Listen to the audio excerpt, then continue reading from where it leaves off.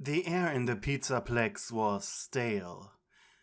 The vents had been short-circuited, leaving only the emergency ventilation.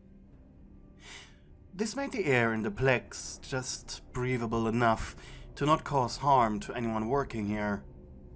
Not that there were many people in danger to begin with, due to the Fazbear Entertainment Mega Pizzaplex being mostly automated. However, it was because of this dramatic failure of the primary ventilation unit that the indoor amusement park would be shut down for the time being. Sadly for you and a handful of other human employees, this did not mean a surprise vacation.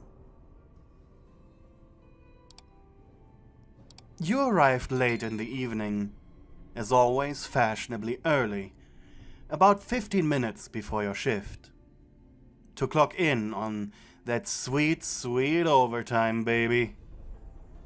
Overtime at Freddy's was paid out in the form of days off, and you were planning on having the last week of December and the first 2 days of January off. You were already good for the last week, and now you were drudging away to unlock these last 2 days. Thanks to the broken vents, it was at least 20 degrees hotter in here than normal. Most guards were walking around in their underwear, as they didn't need to be modest, thanks to the lack of customers. Inside the changing rooms, it smelled like a high school locker room during football season, and you really didn't want to stay here for too long. The guards that were present painstakingly changed from their disgusting underwear to their regular clothes. Funny enough, this arrangement had been held in secret. This was due to the fact that the changing rooms were shared between men and women, and management wanted to avoid incidents. But no one really cared. It was just too hot to even make dumb flirty jokes. The people just got in and left 2 minutes later. Even day shift guard leader Brian, who usually had dumb comments prepared for everyone 24/7 for any occasion, was just throwing his sweaty stuff in the locker, wished everyone a good day before lighting up a joint and leaving.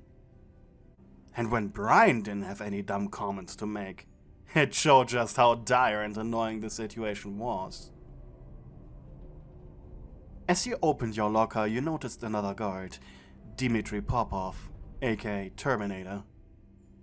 The Russian was sweating buckets, and he had difficulty peeling himself out of his shirt. Probably the only guy here who wasn't walking around shirtless. In fact, he was in full uniform, long black pants, shoes included. He looked at you like a kicked puppy, and blushing, he asked you, "Does little guard mind helping Dimitri out of jacket?" With an awkward smile, you began tugging at his shirt while he tried to remove it. And with a heavy slosh, the thing was eventually removed and thrown on the ground. You gulped. You had never seen Dimitri's muscular giant dad bod without clothes on, so you quickly averted your gaze in embarrassment. He was hot. "Thank you, little guard. Dimitri must burn this now," he said as he pointed at the sweat-soaked shirt. And 5 minutes later, he too was gone, leaving only you as the last human standing in the Pizzaplex. Like everyone else, you only wore your underwear, your cap, and a belt with your flashlight and pepper spray around your hip. Honestly, part of you missed the very short period where Brian still had patience with the heat in the Plex. He'd call every female employee officer sexy in a way that was somehow not harassment. And so your night began. The worst part about being the night guard in a situation like this was the fact you had to do the most walking. as there wasn't anyone taking care of the west or eastern wing for you. It was in your contract that you had to be at least once in every attraction, be on at least 3 patrols throughout the entire night, and finally get every glamrock animatronic in their respective green rooms. Though, luckily, due to the special situation, that last thing was already taken care of. There was no need to let the animatronics out, after all, without customers. Though, as you walk past their green rooms, clearly they were suffering from the lack of input. Well, yes, they didn't feel the heat. Freddy had started talking with Bonnie hand puppet.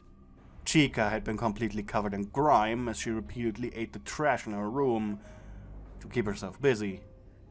Monty had taken on the hobby of cleaning his room before angrily trashing it. It was his 3rd table this week.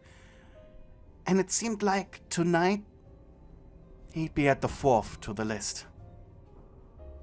And Roxy, well, Roxy was a shadow of herself.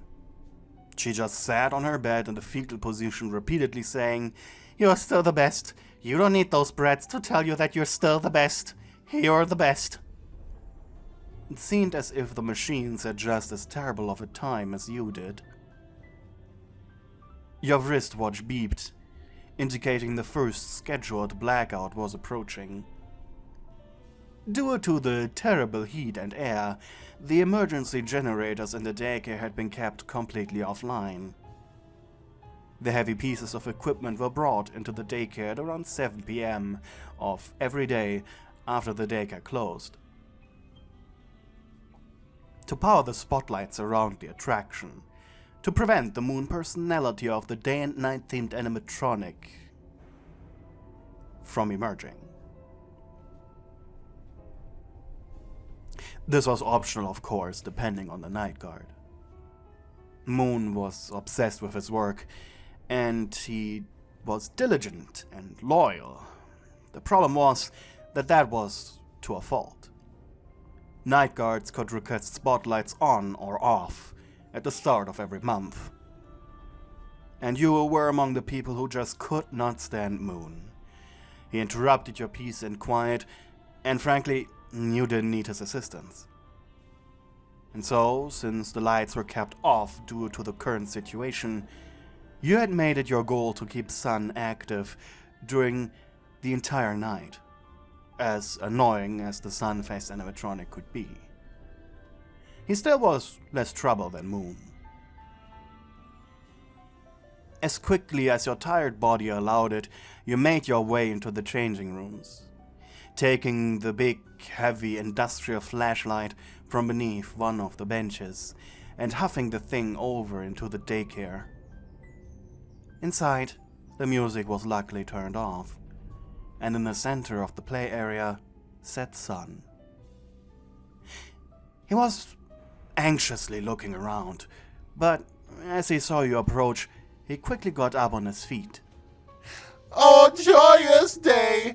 My beloved is back!" You sighed. "Hi, Sun," you croaked. The daycare attendant had become super attached to you, thanks to this keeping the lights on game that you were playing. "There are precisely 3 minutes and 49 seconds left until the blackout. You are late." You crawled on top of the playground castle, setting up the flashlight to point at the center of the play area. Yeah, you muttered. 59 seconds until the blackout." I know. You twisted the on button of the lamp, turning it to max, before attempting your descent. However, just as your feet found purchase on the castle's net, the lights turned off. You had predicted it. You knew of it. And yet still, it made you yelp, and you almost fell. "Oh, careful! I can reach you from there to catch you." The castle was just barely too deep into the darkness. Yeah, you muttered again, your heart racing. You felt as if you almost died just now. Your head by now was beginning to hurt from dehydration. Water, or maybe even some fizzy fizz, if you could be selective, would be the perfect thing right now.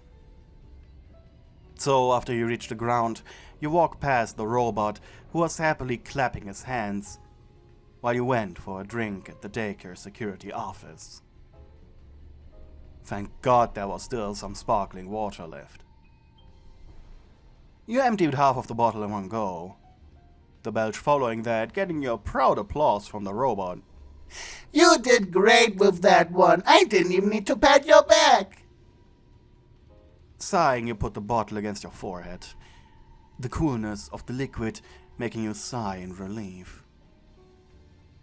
The pressure relief from the coldness of the plastic was so great it was difficult not to moan, the satisfaction being equal to the gentle touch of a lover.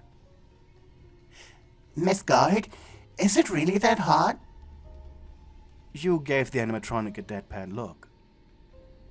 I mean, yes, I can feel the heat, but also not. You know what level of warmth is healthy, and know precisely how hot it is. But you guys, you have water cooling.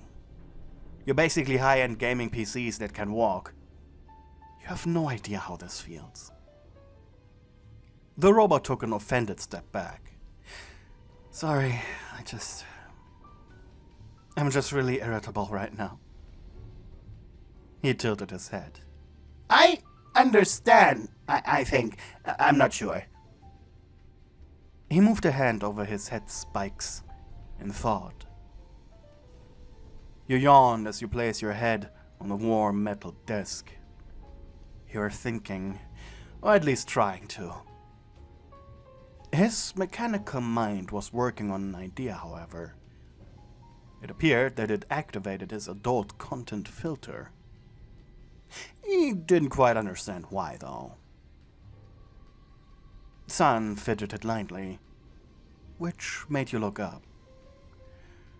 What's up? I would like to suggest something, but I'm incapable of asking it. You shrugged. Can you maybe demonstrate it? Oh, I can draw it! Though as he stood up, ready to rush to the finger paint station, he stopped at the border of the blackness. Why not? What is it then? Describe it. He turned to face you. It's an action that I could perform on you. However, I am not allowed to audibly suggest it. But also I require your consent to do it in the first place. So the entire thing is effectively locked away. I am incapable of asking or doing it. Now you are curious. Normally said actions were things that customers and employees alike would consider inappropriate. Sexual, even. Was the robot propositioning himself? Though why? In the end, your curiosity won. The battle of decision-making. And rather than declining the machine, you got up and entered the shine of the lamp, spreading your arms expectantly. Well, he gave you a confused look. I'm giving you consent. Perplexed, the machine took a step back. I didn't know you were a pervert, Miss Nightguard. Why did he have to say that with such enthusiasm? You blushed hard, biting your lower lip with embarrassment. You threatened him with going back into the dark, which made him whine and apologize. So, are you honestly certain that I am allowed to do this censored action?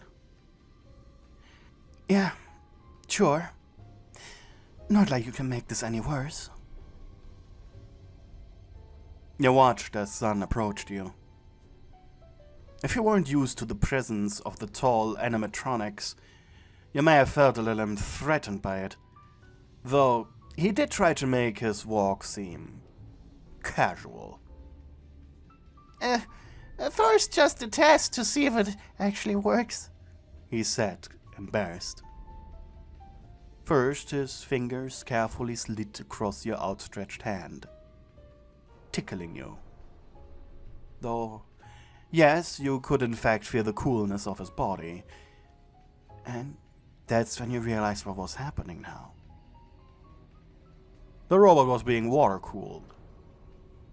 His entire body was at a super low temperature, at least compared to the rest of the building, with its terrible air. And his hand now took hold of yours, and you moaned. You could practically feel your blood cool down ever so slightly. And at the same time, the rest just heated up. The feeling of this cold body, it was pleasurable. Sun urged you to sit down, and as you did, he sat down behind you, his long legs wrapping around your hips, while his arms embraced your chest. It felt super good. You gasped, and Sun took great care in not squeezing your flesh in between the seams of his shell. Though now that you thought about it, you wouldn't mind feeling a little pain sensation. Sun began to gently fondle your supple body in his hands, forcing grunts and moans out of you. Noises you last made when you had a boyfriend. Though the sounds you were making only seemed to encourage the machine further. His long, slender fingers sliding under the few pieces of cloth you were wearing. Son? You hushed. Yes, Miss Nightguard? He stuttered, afraid he went too far, afraid he might have hurt you. Let me show you how to properly unhook this thing, okay? Thank you to the people who are supporting me on Ko-fi. You guys are keeping me alive.